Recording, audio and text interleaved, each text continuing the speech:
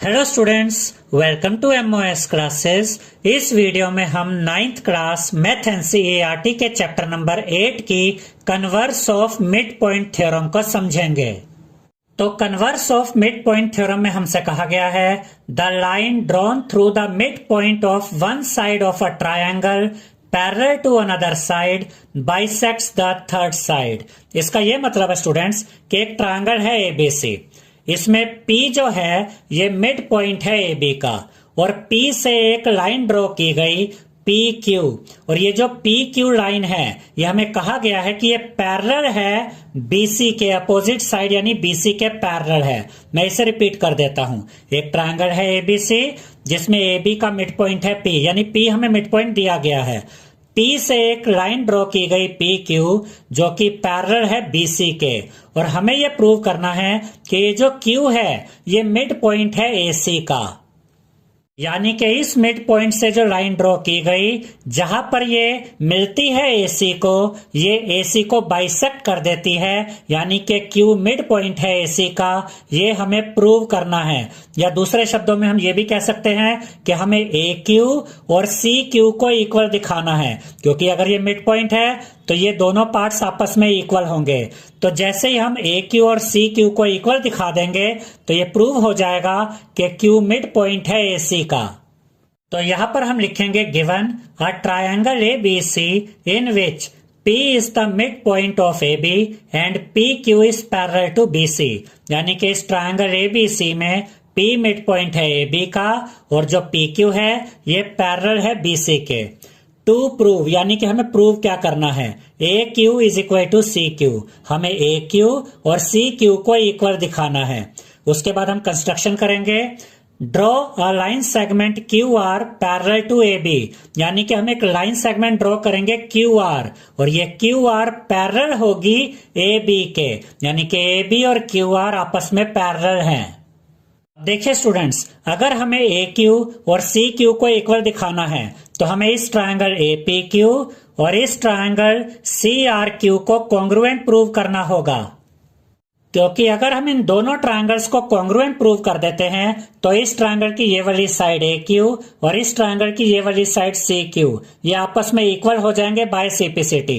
लेकिन इन दोनों ट्रायंगल्स को कॉन्ग्रुएंट प्रूव करने से पहले हमें एक और जरूरी काम करना होगा, और वो है कि ये जो क्वाड्रिलेटरल है PBRQ, हमें इसको एक पैरेललोग्राम प्रूव करना होगा। जब हम इसे एक पैरेललोग्राम प्रूव कर देंगे उसके बाद ही हम इन दोनों ट्रायंगल्स को कॉन्ग्रुएंट प्रूव कर सकेंगे। तो यहां पर हम लिखेंगे proof PQ is parallel to BC, और इसका रीजन हम लिखेंगे गिवन, यानी कि जो PQ है ये पैरेलल है BC के और ये हमें दिया गया है। उसके बाद हम लिखेंगे PQ is parallel to BR। अब ये कैसे आया, देखिए PQ पैरेलल है BC के और BR भी तो BC का ही पार्ट है, तो अगर PQ और BC पैरेलल हैं तो PQ और BR भी पैरेलल होंगे। तो हमें मिल गया PQ is parallel to BR, और ये फर्स्ट इक्वेशन है। अभी हम क्या कर रहे हैं, अभी हम इसको यानी कि PBRQ को एक पैरेललोग्राम प्रूव कर रहे हैं। अब इसके बाद हम लिखेंगे QR is parallel to AB, और इसका रीजन हम लिखेंगे बाय कंस्ट्रक्शन, यानी कि ये जो QR है ये पैरेलल है AB के और ये हमने कंस्ट्रक्शन की थी। अब अगर QR पैरेलल है AB के तो QR पैरेलल होगा PB के भी। कैसे, देखिए QR और AB पैरेलल है और जो PB है ये भी तो AB का ही पार्ट है, तो अगर QR AB के साथ पैरेलल है तो QR और PB भी पैरेलल ही होंगे। इसीलिए यहां पर हमने लिखा QR is parallel to PB, और ये सेकंड इक्वेशन है। अब देखिए स्टूडेंट्स, फर्स्ट इक्वेशन है PQ is parallel to BR, second equation है QR is parallel to PB, यानी कि PQ और BR पैरेलल हैं और यहां से QR और PB पैरेलल हैं। तो ये दोनों अपोजिट साइड्स पैरेलल हैं, ये दोनों अपोजिट साइड्स पैरेलल हैं। तो इसका क्या मतलब हुआ कि PBRQ एक पैरेललोग्राम है, क्योंकि पैरेललोग्राम में अपोजिट साइड्स पैरेलल होती हैं। तो यहां पर हम लिखेंगे PBRQ is a parallelogram from equation 1 and 2. और अगर पी बी आर क्यू एक पैरेललोग्राम है तो पी बी इक्वल होगा क्यू आर के। तो यहां पर हम लिखेंगे P B is equal to Q R because opposite sides of a parallelogram are equal. और जब हम इन दोनों ट्रायंगल्स को अब कॉन्ग्रुएंट प्रूव करेंगे तो वहां पर इसका यूज किया जाएगा। तो यहां पर हम लिखेंगे in triangle A P Q and triangle C R Q. देखिए ट्रायंगल ए पी क्यू ये वाला जिसमें ए क्यू साइड आ रही है, और ट्रायंगल सी आर क्यू ये वाला ट्रायंगल जिसमें सी क्यू साइड आ रही है, और हमें ए क्यू और सी क्यू को ही इक्वल दिखाना है। तो अब हम इन दोनों ट्रायंगल्स को कॉन्ग्रुएंट प्रूव करेंगे। यहाँ पर हम लिखेंगे A P is equal to Q R, और इसका रीजन हम लिखेंगे because A P is equal to P B and P B is equal to Q R. इस बात को ध्यान से समझिएगा, ए पी इक्वल है पी बी के, क्योंकि पी मिड पॉइंट है ए बी का, इसलिए ए पी इक्वल है पी बी के। और यहाँ क्या प्रूव हुआ था कि पी बी तो क्यू आर के इक्वल है, यानी कि ये वाला जो पी बी है ये क्यू आर के इक्वल है। अब देखिए ए पी भी पी बी के इक्वल है और क्यू आर भी पी बी के इक्वल है, तो ए पी और क्यू आर ये आपस में भी इक्वल होंगे क्योंकि ये दोनों ही पी बी के इक्वल हैं। इसीलिए यहां पर हमने लिखा A P is equal to Q R. उसके बाद हम लिखेंगे angle P A Q is equal to angle R Q C, और इसका रीजन हम लिखेंगे कोरस्पोंडिंग एंगल्स, यानी कि एंगल पी ए क्यू ये वाला एंगल और एंगल आर क्यू सी ये वाला एंगल, ये दोनों एंगल्स इक्वल होंगे क्योंकि ये कोरस्पोंडिंग एंगल्स हैं।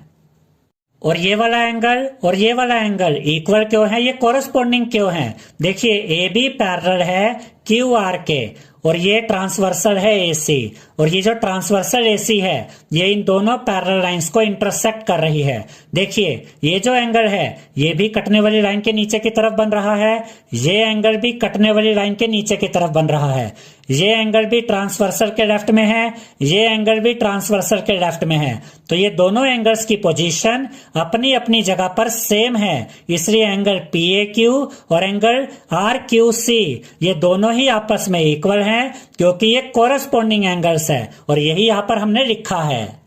उसके बाद हम लिखेंगे angle P Q A is equal to angle R C Q, और इसका रीजन भी आएगा कोरस्पोंडिंग एंगल्स। देखिए पी क्यू ए ये वाला एंगल और आर सी क्यू ये वाला एंगल, ये दोनों भी कोरस्पोंडिंग एंगल्स है इसलिए इक्वल है। और ये कोरस्पोंडिंग क्यों है? क्योंकि पी क्यू और ये बी सी आपस में पैरेलल है, और ये देखिए ए सी ट्रांसवर्सल है। अब ये जो लाइनें कट रही हैं ये पैरेलल है और एसी इनको काट रही है, तो इस एंगल को देखिए ये भी कटने वाली लाइन के ऊपर है, ये एंगल भी कटने वाली लाइन के ऊपर है, ये एंगल भी ट्रांसवर्सल के लेफ्ट में है, ये एंगल भी ट्रांसवर्सल के लेफ्ट में है, यानी कि जो पोजीशन इसकी यहाँ पर है वही पोजीशन इस एंगल की यहाँ पर है। तो ये दोनों कौन से एंगल हुए? Corresponding angles. इसीलिए यहाँ पर हमने लिखा एंगल पी क्यू ए, यानी कि ये वाला एंगल पी क्यू ए, और उसके बाद is equal to angle R C Q ये वाला एंगल आर सी क्यू। ये दोनों एंगल्स आपस में इक्वल है क्योंकि ये कोरस्पोंडिंग एंगल्स हैं। अब ये दोनों ट्रायंगल्स कौन से क्राइटेरिया से कॉन्ग्रुएंट प्रूव होंगे? देखिए एक तो ये एंगल यूज हुआ और एक ये एंगल यूज हुआ और ये वाली साइड यूज हुई, तो एंगल एंगल साइड यहाँ पर ये रूल लगेगा। तो यहाँ पर हम लिखेंगे ट्रायंगल ए पी क्यू, यानी कि ये वाला ट्रायंगल कॉन्ग्रुएंट है ट्रायंगल सी आर क्यू के इस ट्रायंगल के bye angle angle side rule.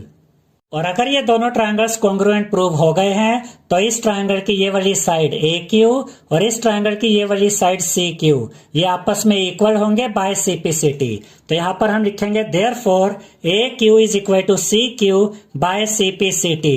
और अगर ए क्यू और सी क्यू इक्वल है तो इसका मतलब क्यू मिड पॉइंट है ए सी का, और यही तो हमें प्रूव करना था। तो यहाँ पर हम लिखेंगे hence Q is the mid point of A C.